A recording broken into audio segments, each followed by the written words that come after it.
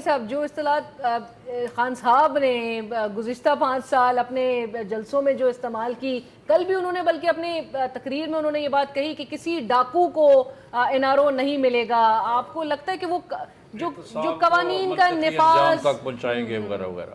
میں سمجھتا ہوں کہ اب چونکہ وہ پرائم منسٹر ہیں ملک کے اور ان کو اپنا لہجہ بدلنا ہوگا کیونکہ he is no longer an opposition leader. Absolutely.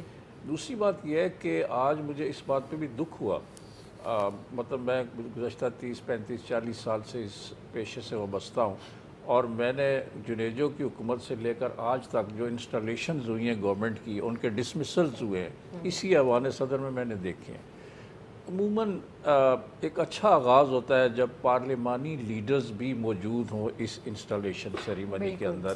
آج مجھے افسوس ہوا کہ سوائے ایم کیو ایم کے باقی جو پارلیمانی لیڈرز تھے، میجر جو پولیٹیکل پارٹیز تھی، وہ نہیں تھی. یہ ایک اچھا سائن نہیں ہے. میں سمجھتا ہوں کہ ایک پولیٹیکل جو ہے کنسنسس اگر وہ ہو یا پولیٹیکل سپورٹ آپ کو وائڈر قسم کی مل جائے تو آپ اپنے ایجنڈے کو آسانی سے امپلیمنٹ کر سکتے ہیں، اس پر عمل کر سکتے ہیں. اگر آپ ڈویژو پالیٹکس جو ہے، تقسیم کی سیاست جو ہے، وہ آدمی کو یعنی حکومتوں کو نقصان پہنچاتی ہے. بھٹو صاحب اس کی مثال ہے.